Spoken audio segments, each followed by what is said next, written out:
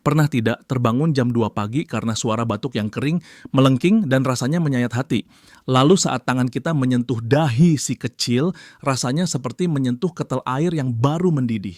Detik itu juga, rasanya jantung berhenti berdetak. Panik, bingung, dan pertanyaan klasik itu muncul. Ini cuma masuk angin biasa atau sesuatu yang jauh lebih serius? Ah, itu skenario horor klasik bagi setiap orang tua. Rasanya seperti kita sedang diuji mental. Dan yang menarik, atau mungkin ironis, adalah betapa seringnya kita menghadapi situasi ini. Tapi tetap saja, setiap kali itu terjadi, rasanya seperti pengalaman pertama. Kita merasa tidak berdaya. Betul sekali. Kita hidup di zaman di mana kita bisa mengirim roket ke Mars, tapi begitu anak demam dan pilek, kita langsung merasa seperti manusia purba yang tidak tahu harus berbuat apa. Padahal kalau dipikir-pikir, pilek dan flu itu kan penyakit paling umum di dunia. Kenapa kita masih sering salah kaprah? Karena musuhnya tidak terlihat, dan gejalanya seringkali menipu. Kita sering menyamakan common cold atau selesma dengan influenza, padahal keduanya itu ibarat kucing rumahan dan harimau. Sama-sama keluarga kucing, tapi dampak kerusakannya beda jauh. Ketidaktahuan inilah yang memicu kepanikan. Dan kepanikan seringkali memicu keputusan yang salah, seperti buru-buru memberi obat yang sebenarnya tidak perlu. Nah, ini menarik. Kucing rumahan versus harimau. Mari kita bedah ini. Seringkali orang tua bilang, anakku lagi flu nih. Padahal anaknya masih lari-lari keliling rumah sambil ingusan. Jadi di mana garis batasnya? Kapan kita tahu itu cuman kucing dan kapan itu harimau? Perbedaan paling mencolok ada pada intensitas dan kecepatan. Common cold, atau batuk pilek biasa, itu datangnya pelan-pelan. Hari ini mungkin cuma agak gatal tenggorokan, besok mulai meler, lusa baru batuk-batuk, anaknya mungkin rewel, tapi biasanya masih mau main, masih bisa senyum. Ini si kucing rumahan.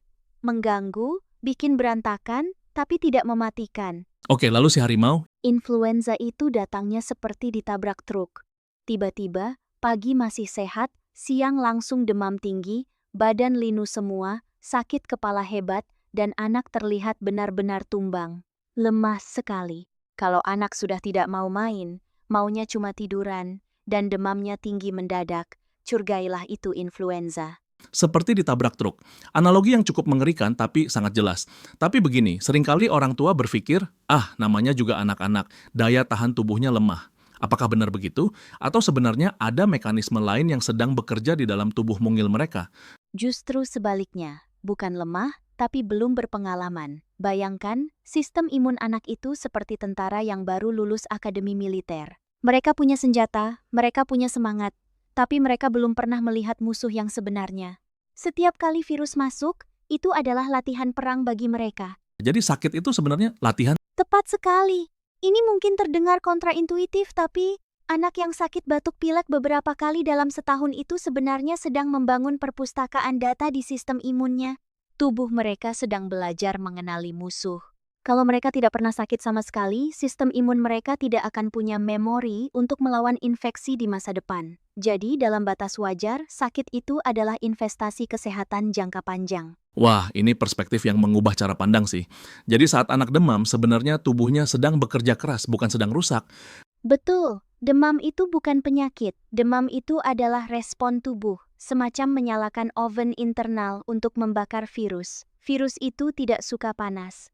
Jadi ketika suhu tubuh naik, sistem imun sedang menciptakan lingkungan yang tidak nyaman bagi virus agar mereka mati. Masalahnya, kita sebagai orang tua seringkali punya fobia demam. Fobia demam, saya rasa saya punya itu. Begitu termometer menyentuh angka 38 derajat, tangan rasanya gatal, ingin langsung kasih obat penurun panas. Padahal mungkin anaknya masih asik main Lego. Itu salah ya? Tidak sepenuhnya salah, tapi kurang tepat sasaran. Fokus kita seharusnya bukan pada angka di termometer, tapi pada kenyamanan anak. Kalau suhunya 38,5 tapi anak masih lari-lari dan makan lahap, biarkan saja. Tubuh sedang bekerja. Tapi kalau suhunya 37,8 tapi anak merintih kesakitan dan tidak mau minum, itu yang harus ditangani. Kita mengobati pasiennya, bukan termometernya. Mengobati pasiennya, bukan termometernya. Itu harus dicatat tebal-tebal. Tapi bicara soal mengobati, ada satu kebiasaan yang menurut saya cukup meresahkan. Penggunaan antibiotik. Banyak orang tua yang merasa kalau ke dokter belum dikasih antibiotik, rasanya belum diobati. Bagaimana pandanganmu soal ini? Ini adalah salah satu miskonsepsi terbesar dan paling berbahaya dalam kesehatan anak. Kita harus ingat aturan emasnya. Antibiotik membunuh bakteri. Titik. Sedangkan common cold dan influenza itu disebabkan oleh virus. Jadi memberi antibiotik untuk flu itu Seperti menyiram tanaman dengan bensin untuk mematikan hama. Hamanya mungkin tidak mati, tapi tanamannya yang rusak. Memberikan antibiotik untuk penyakit virus tidak akan menyembuhkan, malah membunuh bakteri baik di usus anak dan meningkatkan risiko resistensi antibiotik.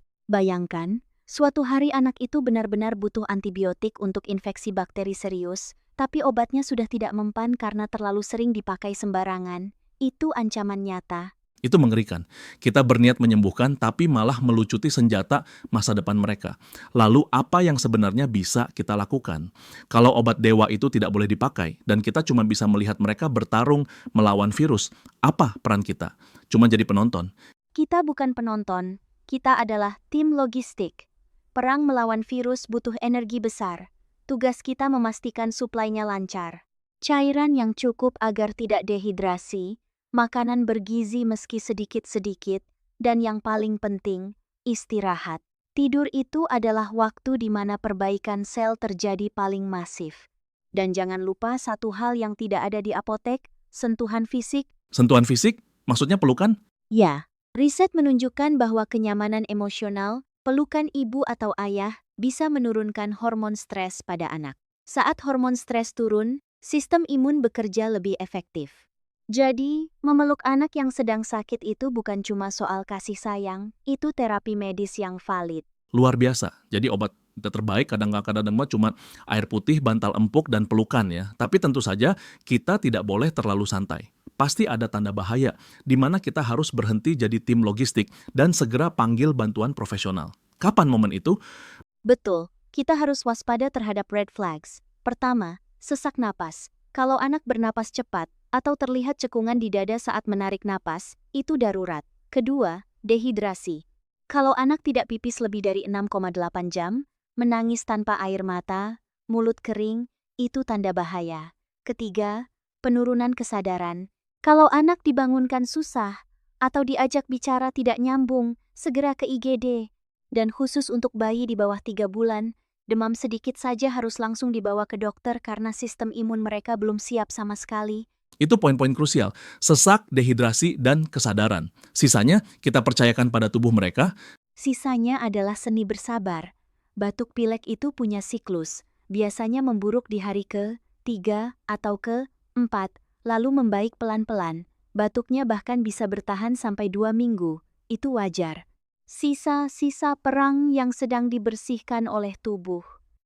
Jangan panik kalau batuknya tidak hilang dalam 3 hari. 2 minggu ya. Itu 2 minggu yang panjang bagi orang tua yang kurang tidur. Tapi bicara soal pencegahan, di era sekarang anak-anak gampang sekali tertular. Sekolah, daycare, taman bermain, apakah kita harus mengurung mereka dalam gelembung steril? Itu mustahil dan tidak sehat. Seperti yang saya bilang tadi, mereka butuh exposure untuk belajar. Tapi kita bisa ajarkan etiket pertahanan diri. Cuci tangan. Itu terdengar klise, tapi itu adalah vaksin paling murah dan efektif di dunia. Virus flu itu punya lapisan lemak yang hancur kena sabun. Lalu ajarkan etika batuk ke siku bukan ke telapak tangan. Hal-hal kecil ini memutus rantai penularan secara drastis. Dan mungkin vaksinasi influenza tahunan? Sangat disarankan. Vaksinasi itu seperti memberikan bocoran soal ujian kepada sistem imun. Jadi ketika virus aslinya datang, tentara tubuh sudah tahu cara mengalahkannya tanpa harus sakit parah dulu. Itu perlindungan yang sangat logis. Menarik sekali. Dari pembicaraan kita, saya menangkap satu benang merah, bahwa penyakit, khususnya pada anak, seringkali lebih menakutkan di kepala kita daripada kenyataannya di tubuh mereka.